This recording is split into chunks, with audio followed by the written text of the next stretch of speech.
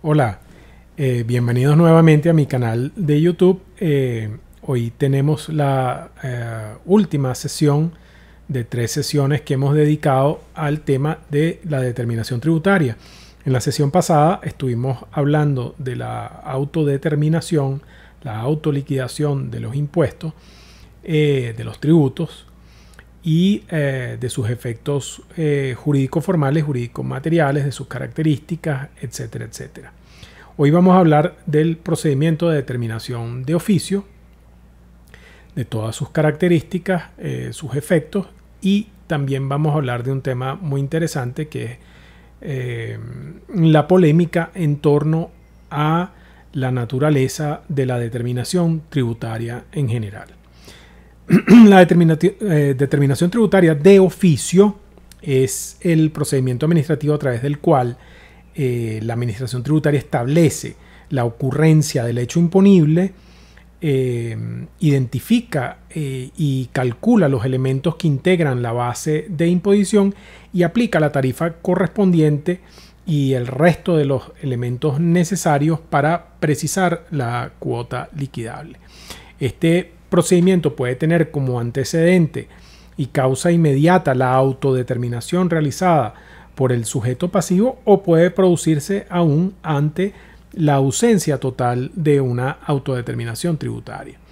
La determinación de oficio es un procedimiento administrativo y es un procedimiento administrativo complejo que requiere completar varias fases, 2 de ellas materializadas durante la fiscalización tributaria y una tercera que realizan los funcionarios de la administración tributaria distintos a los funcionarios fiscalizadores, en lo que en nuestro ordenamiento jurídico se llama el sumario administrativo.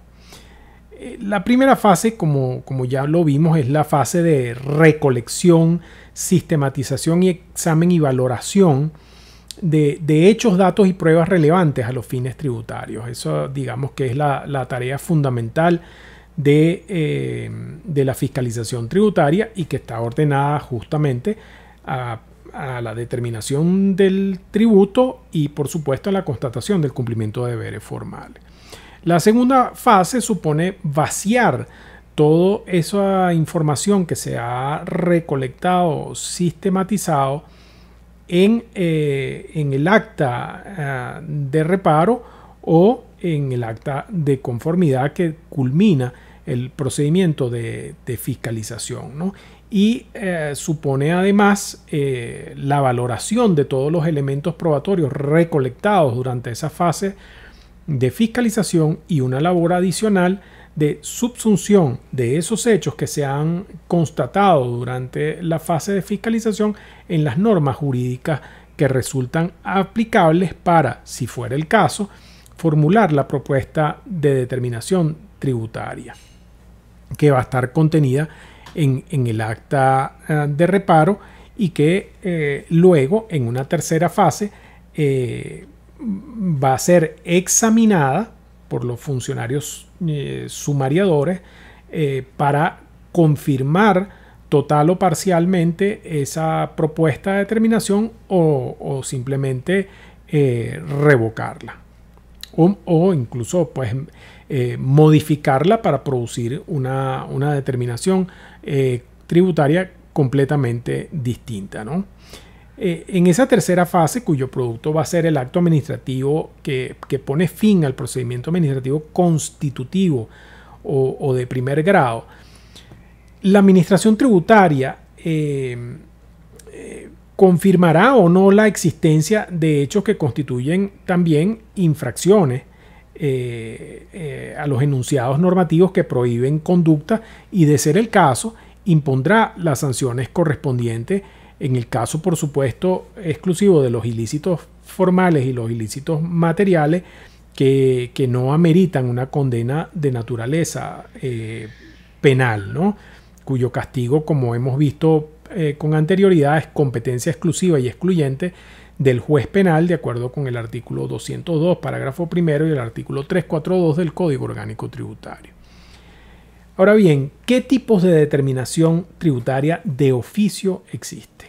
La determinación tributaria de oficio puede hacerse acudiendo fundamentalmente a dos metodologías de comprobación, una directa y otra indirecta. La determinación directa es, digamos, la determinación por defecto, y la determinación indirecta es una determinación subsidiaria a la cual solo se acude ante la imposibilidad de realizar la determinación directa. La determinación directa o sobre base cierta es la metodología, como digo, de estimación o de determinación tributaria principal, a la cual debe acudirse como primera opción.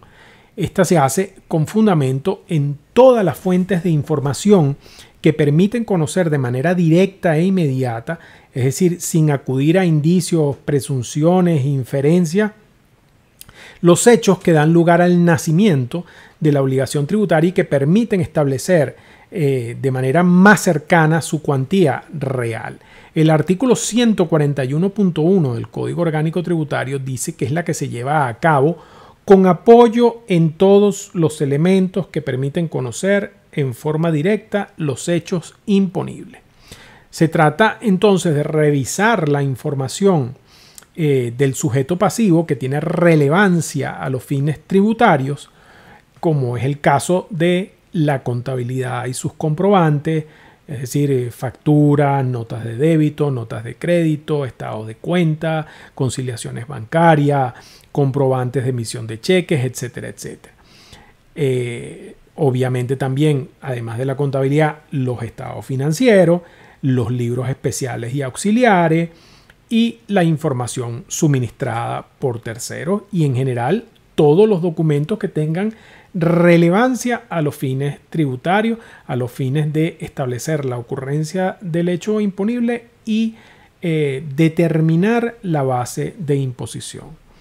La determinación sobre base cierta es la metodología, como he dicho, a la cual debe acudirse por defecto, porque es la única que permite cumplir con el mandato constitucional de que los tributos deben recaer sobre manifestaciones reales de capacidad contributiva, es decir, las manifestaciones de capacidad contributiva que han sido seleccionadas por el legislador al diseñar el hecho imponible, al definir el hecho generador.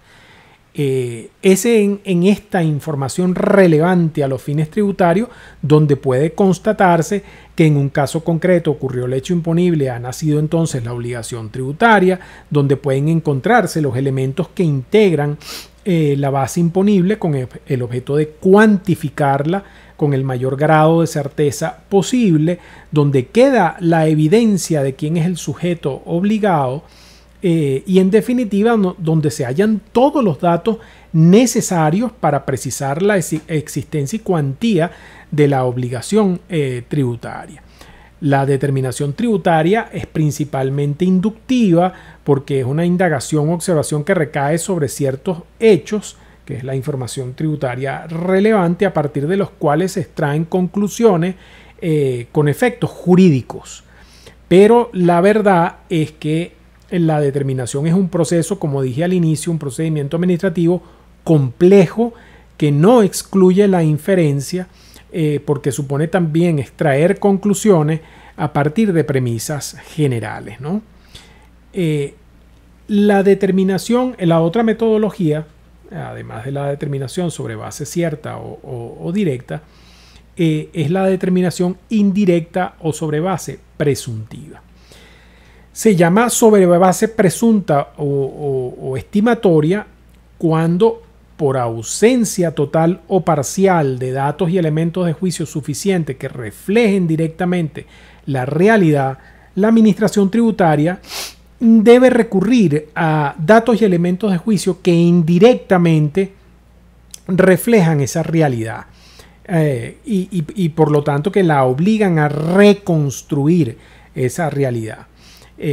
Obviamente al resultado al que se llega ya no es de certeza, sino de estimación total o parcial. Y aquí insistimos en dos presupuestos esenciales sobre la determinación o estimación indirecta o sobre base presunta. Solo puede acudirse a la determinación sobre base presuntiva cuando el contribuyente no proporciona los elementos de juicio necesarios para la determinación sobre base cierta. En segundo lugar, y por definición, de acuerdo con el artículo 141.2 del Código Orgánico Tributario, esta determinación debe hacerse en mérito de los hechos y circunstancias que por su vinculación o conexión normal con el hecho generador de la obligación permiten determinar la existencia y cuantía de la misma. En este punto es muy importante advertir que aunque la construcción de la norma sugiere lo contrario, la determinación sobre base presunta no supone el uso realmente de verdaderas presunciones, ¿no? Al menos en el sentido técnico jurídico de este vocablo, ¿no? En este momento digamos que no vamos a entrar en profundidad en lo que son las presunciones desde el punto de vista jurídico, pero sí podemos decir lo siguiente, ¿no? El deber que tiene la administración tributaria de determinar el alcance y contenido de las obligaciones tributarias va a verse en algunos casos frustrado por una falta de colaboración de los sujetos obligados, y entonces la determinación tributaria puede resultar postergada y sujeta a un esfuerzo adicional. Para que el éxito de esa labor, que en principio no tendría por qué ser necesaria porque el contribuyente está obligado a entregar a la administración tributaria la información relevante para hacer la determinación sobre base cierta, la mayoría de las leyes tributarias van a introducir técnicas de estimación en la valoración de las realidades económicas sujetas a imposición. Estas técnicas de estimación difieren, como decía antes, de la presunción, la cual supone un proceso lógico conforme al cual, acreditada la existencia de un hecho, el llamado hecho base, se concluye en la confirmación de otro hecho que normalmente le acompaña, que es el hecho presumido, ¿no? Sobre el que se proyectan determinados efectos jurídicos. En el ámbito tributario, este proceso de deducción lógica no puede ser el resultado de la especulación de quien aplica el derecho, es decir, de una presunción simple o como se denominan en derecho las presunciones hominis, ¿no? Sino únicamente de una presunción legal, porque de lo contrario se abriría el campo a la más absoluta arbitrariedad. Entonces, entre la presunción tributaria y las técnicas de estimación existen diferencias, una de las cuales nos interesa particularmente. La presunción produce normalmente la inversión de la carga de la prueba en favor de quien está concebida la presunción, es decir, quien disfruta de la presunción en principio no tiene que probar, tiene que hacerlo el otro. La técnica estimatoria, en cambio, no invierte la carga de la prueba, sino que allana o facilita el camino para el establecimiento de los hechos jurídicamente relevantes para la determinación tributaria, pero no exime a la administración tributaria, todo lo contrario, la obliga a tratar de encontrar elementos de juicio que en principio debían ser proporcionados por el propio contribuyente, obliga a que busque estos elementos de juicio en otro lugar, ¿no? Entonces, cuando la administración tributaria determina sobre base presunta y el contribuyente contradice esa estimación, la administración tributaria está obligada a justificar y demostrar el asidero, perdón, de la valoración estimatoria, tal como lo ha reiterado insistentemente la jurisprudencia, ¿no? La estimación indirecta o sobre base presuntiva no es una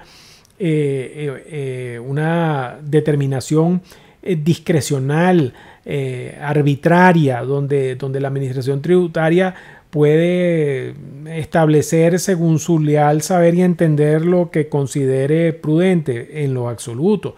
El Código Orgánico Tributario indica con claridad meridiana que esa determinación debe hacerse a partir de hechos o circunstancias que tienen una vinculación o conexión normal con el hecho imponible, y eso significa que la administración tributaria tiene que justificar cuáles son esos hechos y debe explicar de dónde surge y cuál es esa conexión normal de esos hechos y circunstancias con el hecho imponible en el caso del sujeto pasivo de que se trate, ¿no? La administración debe entonces construir una conexión lógica entre los hechos que conoce y los hechos que desconoce y pretende establecer, ¿no? Y para ello debe acopiar indicios, acudir a análisis comparativos, revisar datos estadísticos, calcular probabilidades, revisar valores de mercados, estimar costos y gastos probables de determinadas operaciones, considerar comportamientos y actuaciones que sean manifestaciones, aunque sean indirectas, de capacidad económica, entre otros. Es decir, debe acumular una cantidad de elementos que permitan entender que esa estimación, a pesar de ser indirecta, a pesar de ser sobre base presuntiva, es una estimación que se ha hecho con una metodología y que se ha hecho sobre la base de hechos que tienen una conexión normal con el hecho imponible, ¿no? No cabe la menor duda entonces que la estimación indirecta es una tarea verdaderamente ardua y compleja si se hace dentro de los límites fijados por el legislador y no como un simple expediente abusivo y arbitrario para determinar un tributo no debido, ¿no? Entonces, bueno, estas son las dos formas fundamentales de la determinación tributaria de oficio, la determinación sobre base cierta o determinación directa, y la determinación sobre base presunta o estimación indirecta. La determinación tributaria no solo puede ser efectuada por el sujeto o pasivo o por la administración tributaria, sino que también el juez contencioso tributario puede constatar y declarar la ocurrencia del hecho imponible o su no ocurrencia, ¿no? En un caso concreto, establecer además el alcance y contenido de la base imponible de acuerdo con las pruebas promovidas y evacuadas durante el proceso contencioso tributario, aplicar la alícuota respectiva a la base imponible y aplicar el resto de los elementos necesarios para establecer el monto de la cuota tributaria liquidable, ¿no?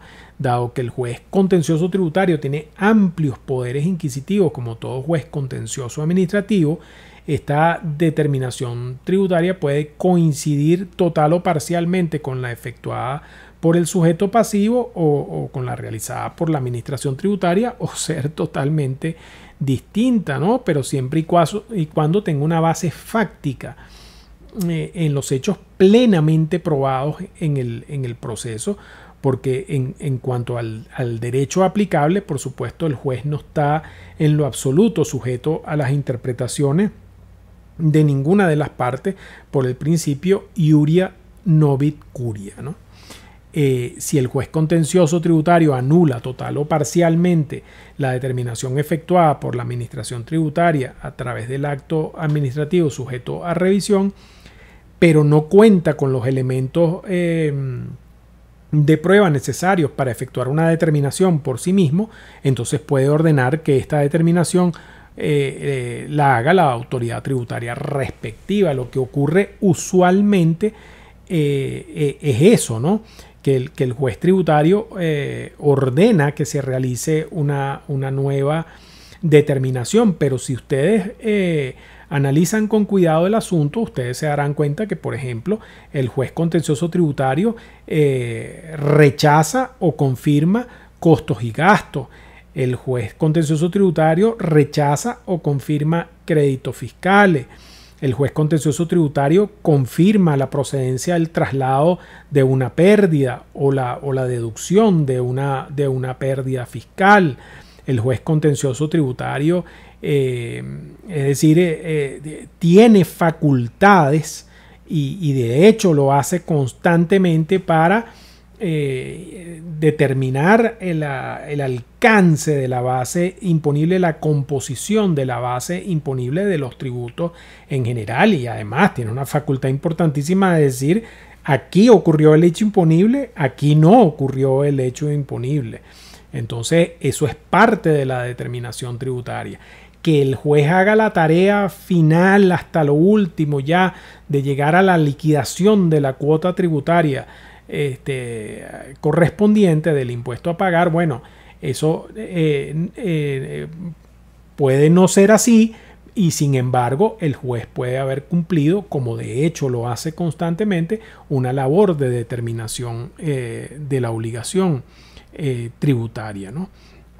Se habla también de la llamada determinación mixta. Salvador Sánchez González, en su libro del el procedimiento de fiscalización y determinación de la obligación tributaria, que ya lo he recomendado varias veces, se refiere a este tipo de determinación señalando que es la que efectúa la administración con la cooperación del sujeto pasivo. A diferencia de la anterior, el sujeto pasivo aporta la información necesaria que le solicita el fisco, pero quien fija el importe a pagar es el órgano fiscal y no el contribuyente. Nosotros pensamos que esta determinación no tiene nada que ver con la que hace la administración tributaria a partir de una verificación de la declaración presentada, o la que se inicia de oficio, donde se somete a una revisión profunda, a una fiscalización de fondo, una verdadera auditoría tributaria, toda la información contenida en la declaración de uno o varios ejercicios presentada por el sujeto pasivo, ¿no? Eso es otra cosa totalmente distinta. Esto no es una determinación mixta, sino son formas específicas de constatación de la veracidad de la declaración, ¿no? Aquí lo que se refiere Sánchez González es a otra cosa totalmente distinta, ¿no? La base legal de esta forma de determinación está en el artículo 148 del Código Orgánico Tributario, cuando dice que el sujeto pasivo puede proporcionar la información necesaria para que la determinación sea efectuada por la administración tributaria, ¿no? Sánchez González establece, por ejemplo, como uno de los casos donde ocurre esta determinación mixta, la practicada por la Administración Tributaria Nacional en materia aduanera, ya que el sujeto pasivo debe presentar una declaración con los datos de los bienes importados y la oficina aduanera procede a la determinación y liquidación de la cuantía o monto del tributo a pagar, ¿no? La doctrina ha discutido largamente en torno a cuáles son los efectos de la determinación con respecto al nacimiento de la obligación tributaria. Nadie puede dudar que el hecho imponible se materializa cuando el sujeto pasivo realiza o se realizan con respecto a él, como ya lo hemos dicho varias veces, los hechos descritos en la ley como desencadenantes de la obligación de pagar el tributo. Ese principio deriva del carácter legal del hecho generador, puesto que las leyes no son obligatorias y por lo tanto sujetas a su cumplimiento, porque los destinatarios de las mismas efectivamente las cumplan en la práctica, ¿no? Si no es exactamente al revés, es decir, porque las leyes existen y son obligatorias, es que deben ser cumplidas por sus destinatarios, ¿no? Entonces, es verdad que el presupuesto de hecho de la norma es una realidad económica preexistente, pero ocurre que esa realidad económica no interesa al derecho, sino en tanto se juridifica y se convierte por voluntad del legislador en norma, ¿no? porque es desde ese momento, dependiendo de la vigencia pro futuro escogida por el legislador, que el presupuesto hipotético normativizado despliega todos sus efectos vinculantes. El hecho imponible no depende entonces de la opinión o la voluntad del sujeto pasivo del tributo, y ni siquiera de la opinión o la voluntad del ente dotado de la potestad administrativa para aplicar la ley creadora del tributo. La discusión se ha centrado entonces en saber si la obligación tributaria existe desde ese mismo instante en que ocurre el hecho imponible, o solo cuando la misma es declarada por el sujeto pasivo o determinada de oficio por la administración tributaria. Y es en esas dos direcciones fundamentales, más una tercera que vamos a ver más adelante, que sería como una especie de posición ecléctica, por donde han discurrido las teorías en torno a este problema. Esa diatriba no es simplemente teórica por ganas de los estudiosos de ponerse a lucubrar y a fastidiar, ¿no? Sino que tiene importantísimos efectos prácticos, porque si la obligación se produce desde que ocurre el hecho imponible, entonces el tributo es debido desde ese momento y no desde que es determinado. Y entonces, si no fue declarado y pagado oportunamente, surge la obligación de pagar intereses por el retardo culposo en el cumplimiento de la obligación, salvo que la ley establezca un momento posterior a la causación de esos intereses, que eso puede ser perfectamente posible, ¿no? Y además es posible aplicar las sanciones a que haya lugar por el incumplimiento del deber formal de declarar y el deber material de pagar el débito tributario, ¿no?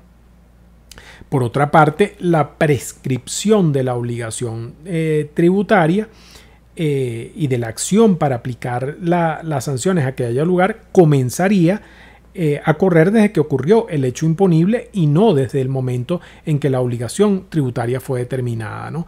Un sector importante de la doctrina sostiene que la determinación tributaria tiene carácter constitutivo, es decir, que la obligación tributaria nacería solo en el momento en que es declarada, ¿no? Cuando, por ejemplo, la autodetermina el sujeto pasivo, o cuando es determinada de oficio por la administración tributaria. Esa es la postura básicamente de la doctrina italiana, representada por Ingrosso, Griziotti, Sota, entre otros. Y eso se debe probablemente a la regulación de la legislación italiana sobre ese particular, ¿no? Esta tesis se basa en el hecho indiscutible que la sola ocurrencia del hecho imponible no es suficiente para que la obligación tributaria sea líquida y exigible.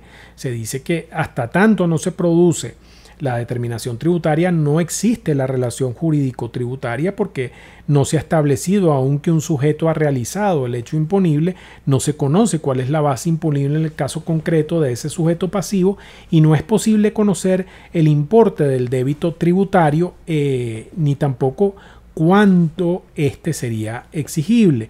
Quienes sostienen esta postura afirman que aun cuando la administración pretendiera recaudar el tributo, o el sujeto pasivo pretendiera pagarlo, ello sería imposible mientras no se produjese la determinación del tributo, ¿no? Al menos en el caso de aquellos tributos que no son instantáneos, sino de eficacia diferida, ¿no? Entonces resulta que la determinación es absolutamente esencial para que el presupuesto hipotético impositivo se transforme en obligación tributaria concreta y exigible, o dicho de otra forma, entre el hecho imponible realizado por el sujeto pasivo y la obligación tributaria líquida y exigible, debe mediar siempre y en todo caso la determinación tributaria, ¿no? Como vamos a ver de seguida, esa no es la orientación que asume el Código Orgánico Tributario venezolano. Repito, esa es la tesis de que la declaración del hecho imponible, la determinación tributaria, tiene efectos constitutivos, de modo que a partir del momento en que se hace la determinación, es que se entiende ocurrido el hecho imponible y nacida la obligación tributaria. La otra tesis dice que la determinación tributaria en general tiene efectos declarativos, no constitutivos.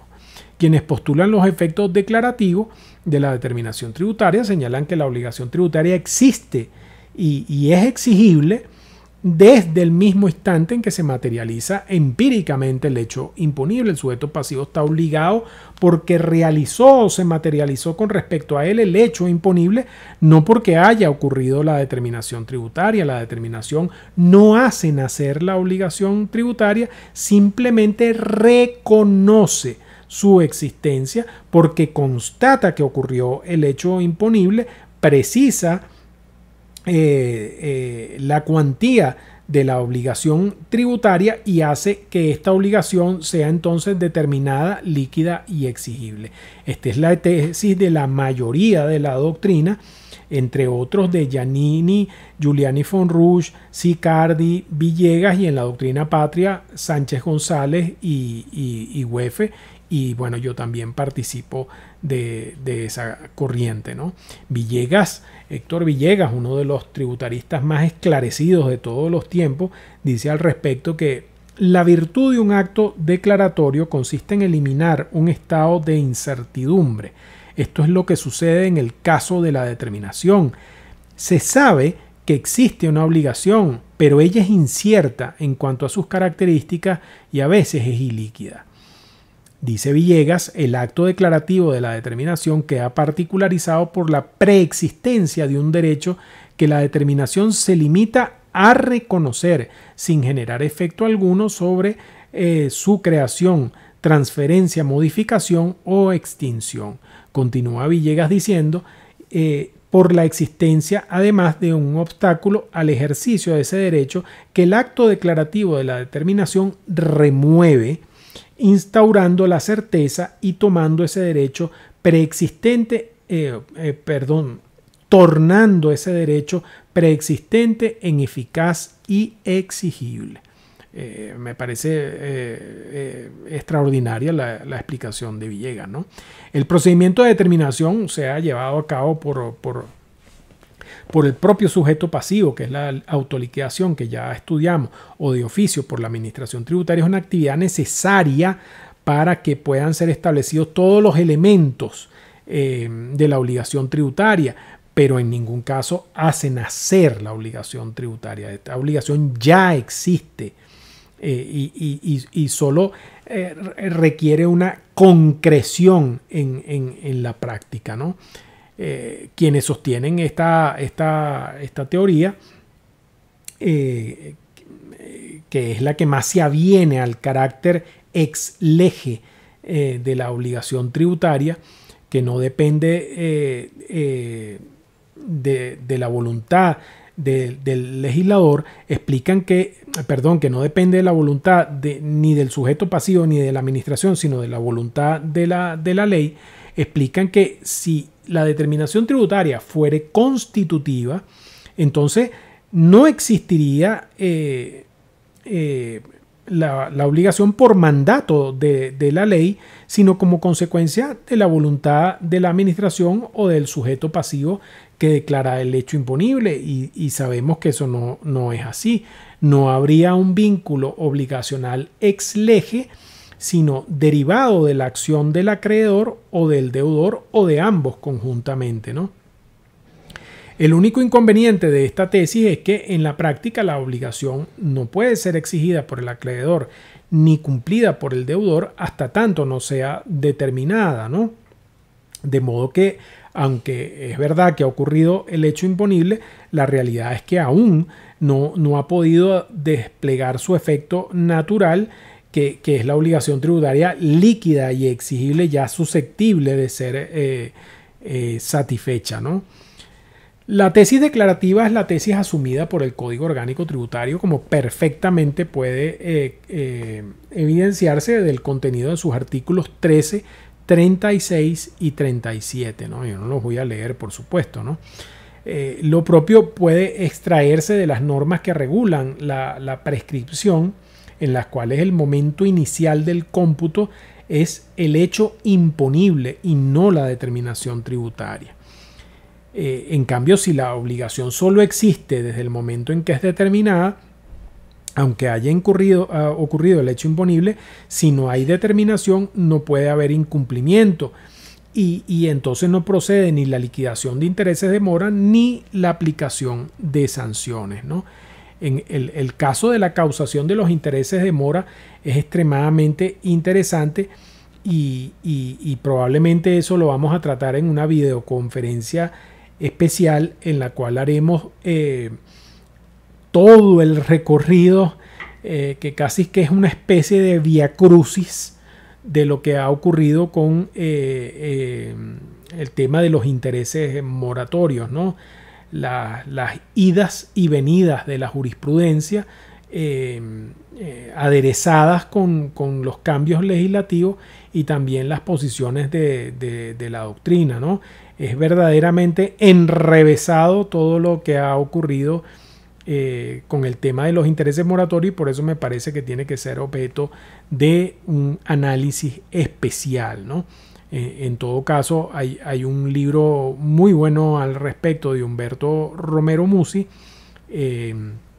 Y bueno, yo también tengo un libro sobre los intereses de mora en materia tributaria, pero si mal no recuerdo, ambos libros fueron publicados antes de que estuviera vigente el último criterio jurisprudencial, ¿no? Entonces hay que complementar todo lo que dice ahí, que todo está muy bien, está muy válido, pero bueno, hay que mirarlo también teniendo en cuenta el último criterio de la Sala Constitucional del Tribunal Supremo de Justicia. Pero eso, si Dios quiere, lo trataremos en una sesión especial, ¿no? En cuanto a la naturaleza de la determinación tributaria, hay todavía una tercera vía, que es la teoría declarativa con eficacia diferida, una teoría que viene de la mano de Serviliano Abache Carvajal en dos trabajos, uno en su libro premiado por la Academia titulado La atipicidad de la presunción de legitimidad del acto administrativo y la carga de la prueba en el proceso tributario, y también en un trabajo titulado Las razones de la determinación tributaria, repensando su naturaleza jurídica desde la teoría general y filosofía del derecho. Eso está en un libro que recoge el 18º Congreso de la Asociación Mexicana de Derecho Fiscal, congreso que se hizo en el 2018 y en el cual participó Serviliano, ¿no? Abache señala que considerando el procedimiento de determinación de la obligación tributaria declarativo, la determinación declara la existencia de la obligación tributaria nacida en el momento de la realización del hecho imponible, pero dice que el hecho es que la obligación tributaria, siendo ex lege y surgiendo en el momento del acaecimiento del hecho imponible, no va a ser exigible hasta tanto no se haya determinado de manera definitivamente firme el contingente crédito. La razón, según él, estriba en la certeza y la cuantificación.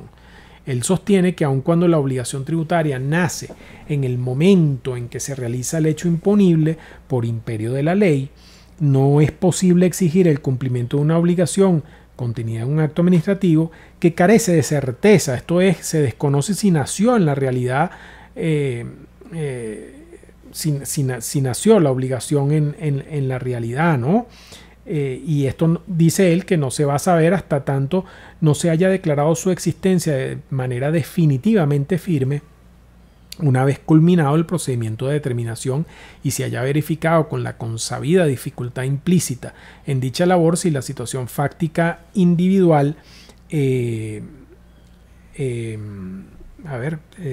dice aquí, si la situación fáctica individual, y concreta encuadra en la hipótesis normativa general y abstracta, y que en caso de haber nacido se desconozca su monto, esto es el quantum o contenido patrimonial de la obligación que no está definitivamente determinada. Él dice, estas razones nos conducen a concluir que siendo el crédito tributario bajo determinación incierto e ilíquido, es solo lógico afirmar que el mismo también es inexigible. Dice Abache que sostener que la obligación tributaria no será exigible hasta tanto ésta no se haya determinado no equivale a afirmar que el procedimiento de determinación sea de naturaleza constitutiva. Él se separa de los que sostienen la tesis de que la determinación tributaria tiene naturaleza constitutiva. Esto sería un error, dice él, conceptual, porque no debe involucrarse ni confundirse el momento del nacimiento de la obligación tributaria por medio de la realización del hecho imponible como criterio concluyente de la naturaleza ex lege de la obligación y declarativa del procedimiento de determinación con el momento en que aquella, se refiere a la obligación tributaria, se hace exigible, porque son dos cosas e instantes diferentes. Abache complementa su argumentación con razones de índole constitucional y señala que la exigencia del pago de una obligación determinada administrativamente, no de forma definitiva en un acto tributario que carece de firmeza, se traduciría en la inconstitucional pretensión de una deuda incierta y líquida y probablemente inexistente que tendría que indebidamente soportar el contribuyente recurrente. Esto es, se podría haber obligado con toda lógica jurídica y al margen de la dogmática constitucional a tener que erogar una suma dineraria para pagar una supuesta deuda cuyo nacimiento no se ha precisado, se desconoce, ¿no? Y que además dice él que posteriormente podría ser anulada por una decisión judicial, ¿no? Y bueno, él complementa ahí su análisis también con argumentos que extrae de la teoría general del derecho y de la filosofía del derecho, pero bueno, por supuesto analizar todo eso desborda un poco el propósito de nuestra intervención, pero yo considero en lo personal que son argumentos que ustedes deben revisar en estos trabajos que he citado y que mencionaré en la bibliografía que siempre coloco en la descripción del video, ¿no? El interesante argumento de Abache es contestado por otro brillante tributarista, Carlos Huefe, quien afirma en un trabajo que se llama De la naturaleza del acto determinativo tributario, nuevas reflexiones sobre viejos problemas, que está en el libro que se ha hecho pues conmemorando la premiación del trabajo de Abache. Él dice lo siguiente: el problema radica en determinar la naturaleza del acto de determinación tributaria. Bueno, estoy parafraseando, ¿no? No estoy citando textualmente. En el sentido de que una posibilidad es que dicho acto sea una declaración de conocimiento sobre la existencia o no de la obligación tributaria, lo que implica necesariamente la preexistencia de esta y su plena exigibilidad antes el momento de la determinación.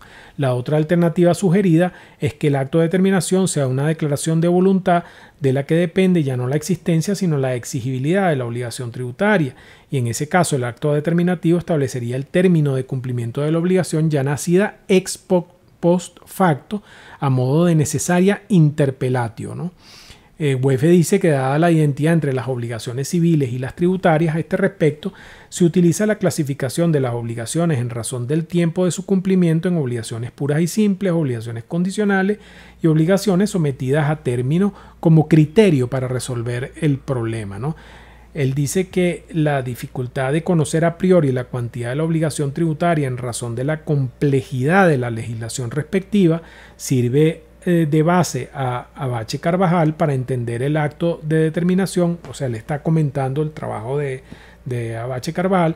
Dice que la dificultad de conocer a priori la cuantía de la obligación tributaria en razón de la complejidad de la legislación sirve a Abache Carvajal para entender él que el acto de determinación como una declaración de voluntad de la que depende la exigibilidad de la obligación tributaria. Entonces Huefe igualmente dice que en opinión de Abache la ley tributaria es naturalmente indeterminada y como tal requiere del acto de determinación, acto de voluntad del intérprete para lograr plenamente su objeto, ¿no?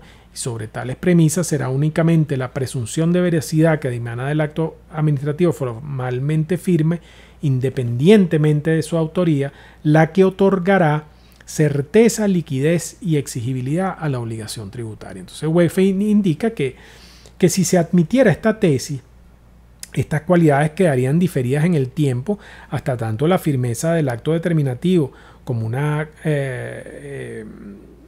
hasta la firmeza, del acto determinativo como una condición suspensiva potestativa del acreedor, ¿no?